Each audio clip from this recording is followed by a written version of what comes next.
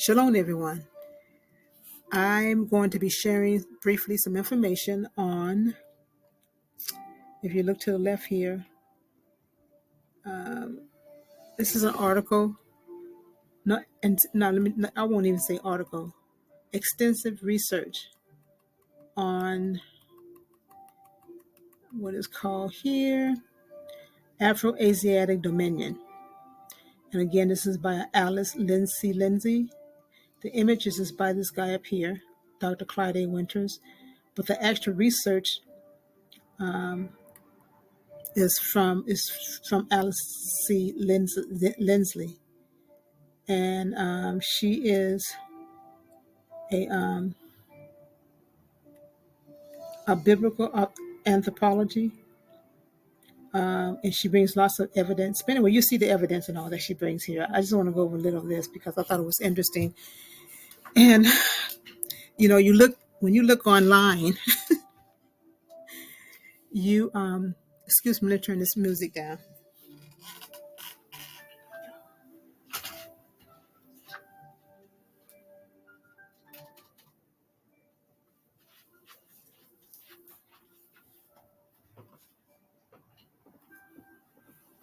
When you look online and use Google search or search for Nimrod, Abraham, all the biblical characters in the Bible, they always come up white, either white or what they call Middle Eastern. But anyways, I digress. I'm going to start off with the article. There's another article right next to it, but I just want to kind of like compare these two regarding Abraham, not Nimrod, and also compare Nimrod and what is his name? Sargon. Anyways, I won't go to that one yet. I'm going to go ahead and look at this one here where it starts. The archive, the archive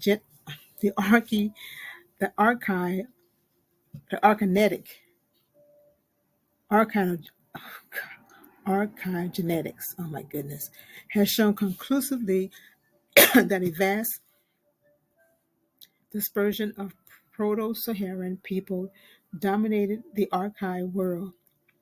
The range extended from Benue through in Lake Chad to the Nile Valley. Now, Lake Chad, I had a map. I don't want to go put up the map because I don't mess everything up. But right below on the ancient map of Lake Chad, right below that, you see Lake Congo. So we know Lake Chad was on the continent of Africa. It is on because it's to the Nile River, the Nile Valley. It says Lake Chad to the Nile Valley, the Indus Valley, the southern Europe during the African Aqualitic period, a very moist period, a very rainy season. Lots of water flowing. But I want to go to this link. But there's a link to the introduction to this title here, and it gives you information in detail what it consists of and the period. It says, I have termed this the Afro-Asiatic Dominion because the languages spoken by these people would be classified in the Afro-Asiatic language family. The term dominion is appropriate because these territories were ruled by kingdoms of builders who shared a common religious tradition and common ancestor. They also had a common concept to divine appointment of rulers by the emblem of the Creator God.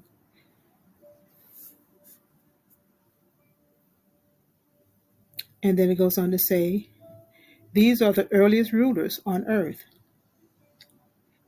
They are called the mighty men of old in Genesis and are described as heroes and men of renown.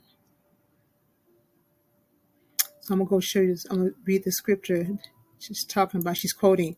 That's found in Genesis 6:4 reads as follows. The Nephilim were in the earth in those days, and also after that, when the sons of God came into the daughters of men, and they bore children to them. The same were the mighty men that were of old, the men of renown.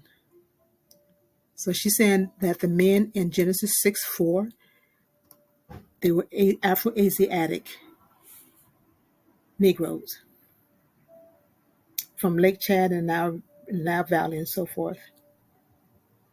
So she quoted this. Um,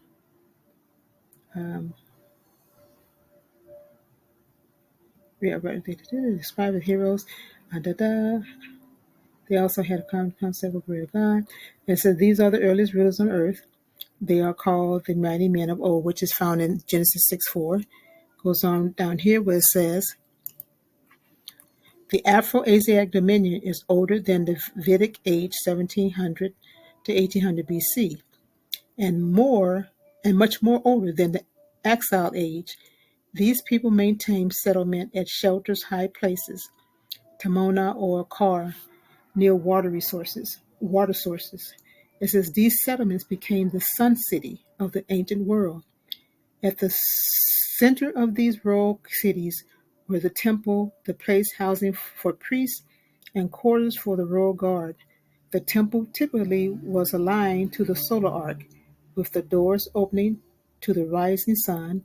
They were called opera, which means sun house, and the royal priests who served at these temples were called Apuru, Haparu, or Haburu, or the English word Hebrew. So they're saying they were Hebrews. But these are the ancient names. Now I may be gutting some of these names right here. I'm not the smartest person when it comes down to some of these weird looking words I've never seen before. But bear with me. So Apuru, Hapuru, or Haparu or Haburu, Hapuru, Apuru, Apha-puru, or Habaru. The English word is a variant of Habaru. And it goes on to say here, Abraham is called Hebrew or Habaru. Habaru here, English word Hebrew is a variant of his name. So back in the ancient time, that's the name. This is how the name was pronounced in Hebrew. At least that's what I'm getting from her. In Genesis 14:13, the harvest the papyrus speaks of Apuru of Reat Hippocrates Helipius, the shrine of the sun. Plato, who studied under Horus, priest at the Memphis for 13 years, wrote, "Tell me of God of On, a God of On, which was, is, and shall be." Okay, so I want to go through all of this. It says that Abraham's call. Okay, then it goes on to say, um, I think I'm going to go down to, I'm going to go ahead. It says the biblical data indicates that many people and clans comprised the Afro-Asiatic dominion. Among them were Sumerians, Nubians, and other Nilotic Sudra, Anu, Canaanites, and people of Mesopotamia in the Indus River Valley. It says linguistic and archaeological evidence suggests that the religion of the ancient Darwinian priests reflect the Proto-Saharan belief and practices. Then it goes on to say here, it's really much telling us that that the whole people, the ancient people of the ancient time, the ancient Hebrew people, were they were compared to Hamitic. Well, I shouldn't say Hamitic. Well, Hamitic and Shemitic still can be Hamitic and Shemitic still can be um, descendants from how can I put it? Hamitic is Ham, Shemitic is Shem. But it sounds like they're saying that Abraham comes from Cush, and that's what I'm getting ready to. Because I'm gonna do a lot. We've been lied to so much and been told so many different stories. So I'm doing a whole lot of researching lately, and it's kind of like you have to reprogram your mind with some of this stuff because you have some black people just have a disdain when you say, well, "I'm not a Hamite." Well, look like Abraham probably has some Hamitic in him because I'm gonna go on and read this. It says Abraham is a descendant of the Kushite kingdom, builder Nimrod.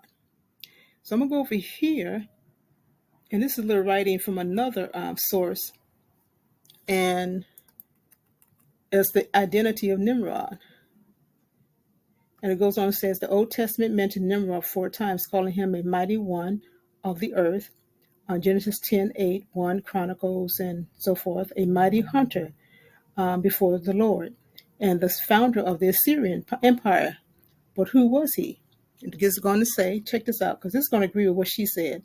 It says the ancient Jewish writers Philo of Alexandria and Flavius Josephus suggest Nimrod was a giant who opposed God, Nephilim possibly, and because remember the scripture says Genesis 6:4 reads as follows: the Nephilims were in the earth in those days, and also after that, when the sons of God came into the daughters of men, and they bore children to them. The same were the mighty men that were of old, the men of renown, called them Nephilims. So there's a possibility, sound like Nimrod could have been a Nephilim from the lineage of Noah, Cush. Anyway, it goes on to say Nimrod was a giant who opposed God and the tyrant behind the construction of the Tower of Babel, respectively. Genesis 10:12, 10:10:12. It says, and the beginning of his kingdom was Babel, Erech, Akkad, and Calneh in the land of Shinar. From that land he went to Assyria and built Nineveh, Rehoboth, Caleb, and Rezan between the Nineveh and Caleb. This is the principal city. So these are the cities that Nimrod built. As this includes with it says this Genesis 10:10:12 includes with Nimrod kingdom, the Sumerian city of Babel, and Uruk or Erech, Iraq. I wonder if it could be Iraq, possibly the city of Akkad, in the land of Shinar, southern Mesopotamia, Babylonian, and the Assyrian city of Nineveh.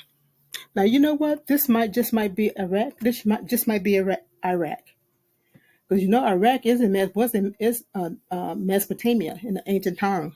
I don't know if that was the name, but evidently it sounds like it could be Iraq. It says the Assyrian cities of Nineveh, Rezan, and Calah, just mention the same names here, had overcome the remains of some of these cities, which have helped them identify Nimrod. It goes on to say that Nimrod built his extensive empire from the south to the north, indicating the third millennium BC setting, 3000 to 200 BC. Therefore, he must have ruled in this region during the period of the Egyptologist Douglas Petrovich argues that Sargon the Great, who built the first city of Sumer and Akkad, best fit the historical data for the five reasons. But anyways, I want to say, this is what I want to get to here. It says, first, both Nimrod and Sargon came from the same region. Nimrod origin in Cush matches Sargon origin in Sumerian Kish. Both people and territories were named after Cush, Noah's grandson. The Sumerian king lists named Cush as the first city on the which kinship was lowered from heaven after the flood, and says it became the leading city of Sumer. Facts later confirmed archaeological excavations. So, anyways, I just want to match this article to her findings as well. So they're saying the same thing, that Abraham was Cushite, Nimrod, and also Sargon. They're all from Noah, Ham. They're a descendant of Ham, as well as sound like Abraham too. So let's go back and read down here where it says Abraham here.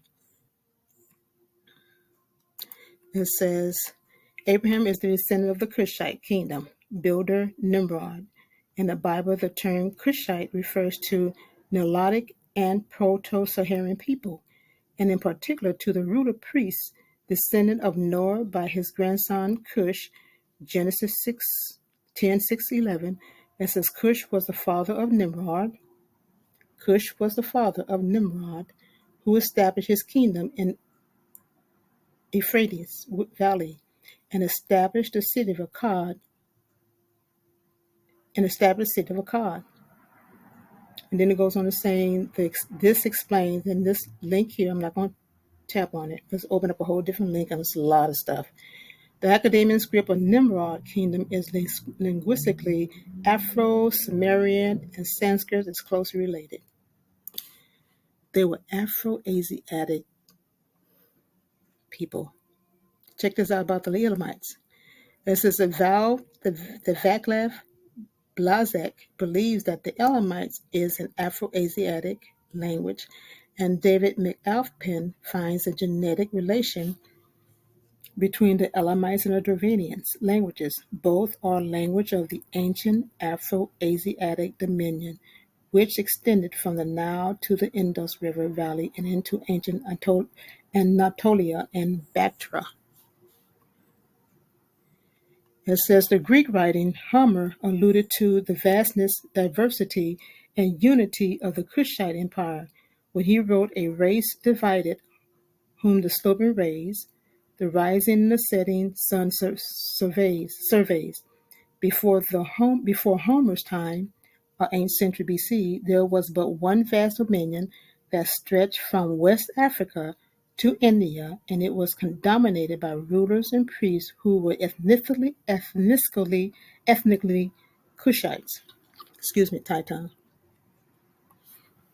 So this is just basically saying you all that the ancient Hebrews were and still are dark skinned, what they call African people. A lot of people don't like to say that. I don't care, call me an African. If you say that you believe that Israel is Northeast Africa, then that makes me that makes me a Shemitic African. We have to understand that not Abraham, but Noah had 3 sons, and they were brothers, Shem, Ham, and Japheth. Oh my goodness! But anyway, I'm still learning. I thought I knew what I knew, but this is whole different. It's a whole different level right here. But I'm doing, like I said, I'm still looking into it and researching. But it's very interesting. Very interesting. I'm gonna read this one again. It says, I'm gonna go back here. I'm gonna read this again. The Vacla Blazek believes that Elamites is an Afro-Asiatic language, and David McAfee finds a genetic relation between the Elamites and Dravidian languages. Both are languages of the ancient Afro-Asiatic dominion, which extended from the Nile River to the Indus River Valley and into the ancient Anatolia.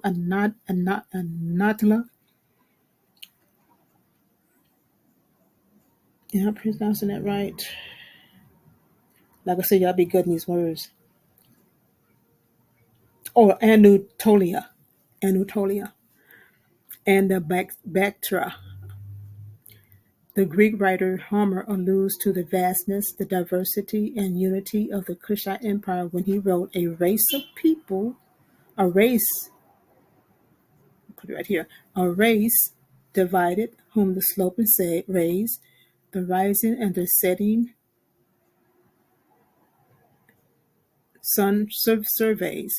Before Homer time, 8th century BC, there was but one vast dominion that stretched from West Africa to India, and it was dominated by rulers and priests who were ethnically Kushites. I'm going back. I'm gonna go down here, right here. It says here, I'm almost finished. Because I wasn't going to be on here long. I just wanted to share this article. And again, you all can go look her up and look at all the articles, because she has like a page and has all these different titles and subjects. And then what she does is, while you're reading one title, she'll give you links to the very names of something that she's specifically talking about. I'm trying to explain what it means. Like a word or something, for instance, like this, there's a link to this. Every word in red with the underline is a link to it. And I'm not going to try to do all of that. That's a lot of stuff. Anyways, it says the Proto-Saharan nobles were buried with red orchid at Nekhen. The Sudan, 35,000 BC. It said the Nekhen was a Horite shrine city dedicated to Horus, whose totem was the falcon or hawk. Early dynastic dynastic Egypt adopted the Horrid religion and never practiced cremation, as in the religion that seeks to escape physical existence. Abraham's ancestors believed in the resurrection of the body and awaits a defied king, deified king who would rise from the grave. And they give you a link to that, and deliver his people from the death, from death. Um, then it goes on to say that I want to read that. So I'm going to jump down to. If you go to the link, you can read that. I'm going to jump down to this part where it says there is evidence that the horror priests dispersed throughout the ancient world. The world, the word Sarki designates a priestly ruler from Africa to Nepal. In ancient Egypt, Sarki Harwa referred to order of priests, and Hasu Sarki meaning king. The Horites were a case of ruler priests who spread their religion belief far and wide.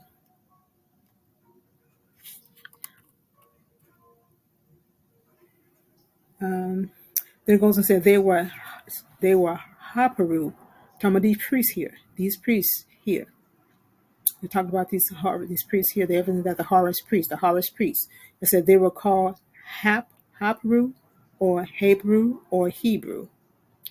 The Egyptian called them temple attendants.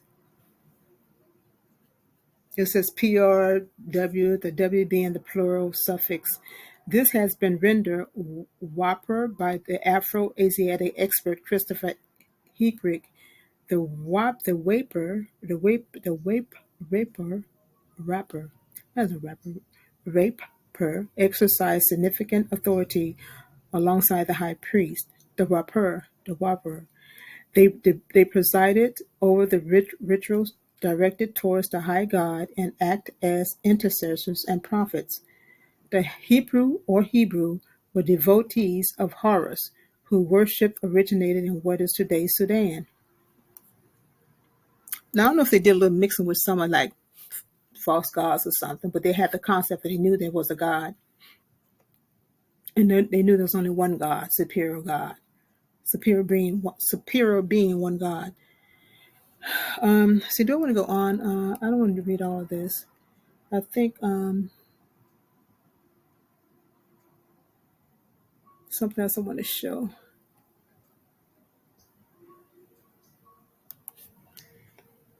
Excuse me. So I'm gonna skip all this at the top and just talking about the priesthood and there. Oh, let me go ahead and read this right here. Um, I'm gonna go ahead and read this. The Dravadians' east-facing temple was termed Aparu, meaning sun house or house of the sun. The sun was the emblem of the creator God. The Arabic Yaburu means he is getting big and with the intensive act. Yakaburu means he is enlarging, like this is a reference to the morning rituals of the Harite priest who greets the rising sun and watch as it expanded across the horizon. It says many Dravanian settlements and monuments are now submerged underwater, but originally they were on a land bridge between the Arabian Peninsula and southern Pakistan. This is somewhere referred to as the Harp Apa civilization. Har refers to Horus, and Apa is a Dravanian word meaning father. The origin of the Dravanian religion was apparently Egypt and ancient Kush. The Indian historian and anthropologist, this person's name here, it's a long, weird name, has written, we have to begin with the Negroid or Negrito people of the prehistoric Indians who were the first human inhabitants. Originally, they would appear to have come from Africa through Arabia and the coastlands of the Iran and Baluchistan. According to the Matsa, an ancient book from India, the word belongs to the Kushite Saka for 7,000 years. We know that Africa goes back thousands and thousands of years. That we know that's an old continent, very deep. So here's the last of it. It says, in the ancient Afro-Asiatic world, a temple was considered the mansion, Hate, or the house, Peru of the deity. The Horus, and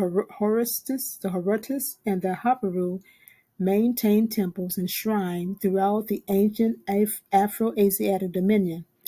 Carol A. Redmond has noted that the Haparu influence was felt from the Tigris-Euphrates River basin over to the Mediterranean littoral and down through the Nile Valley during the second millennium. The principal area of the prehistorical interest is in their engagement with Egypt. And let's go on to give her, her, I guess, her background specialty. Carol Bitter and Lives is renowned. Anyway, so I just thought I would share that. Go check out this article. And again, her name is Lizzie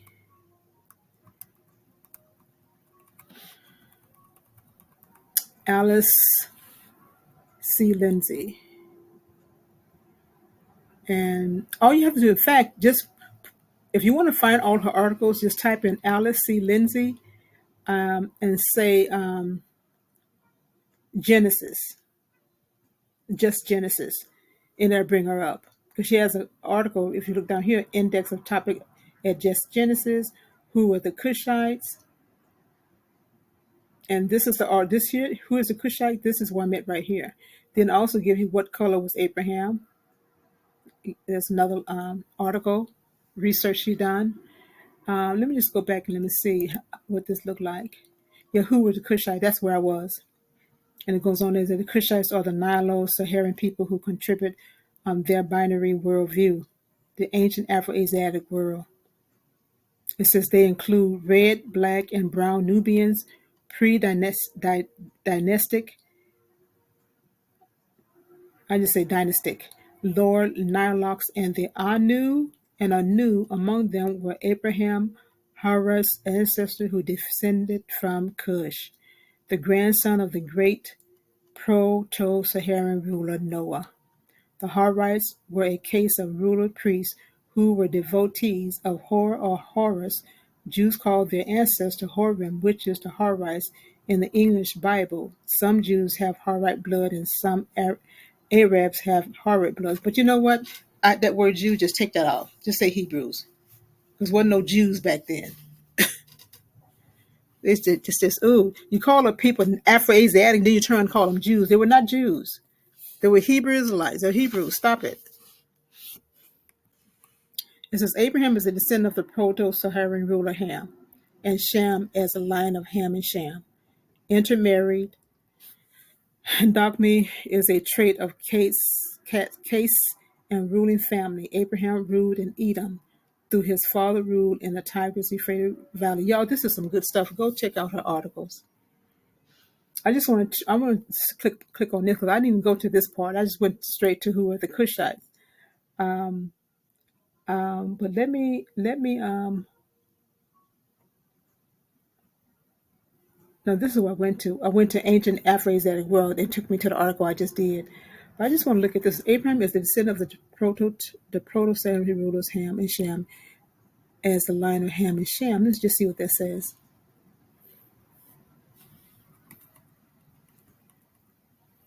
Okay, so give it gives a let me see if I can for I don't make it no better. But maybe split it again. I'm not leave it as is. Okay, so it says the line of Ham and Shem intermarried. Of course they did. We know that. So anyway, I'm gonna have to end this because it's telling me I have to end my video. So anyway, I'm gonna go ahead and end this, you all, and just hope you got some knowledge from this. Because again, go check out her articles. Please do that. Google it. Shalom and have a great evening.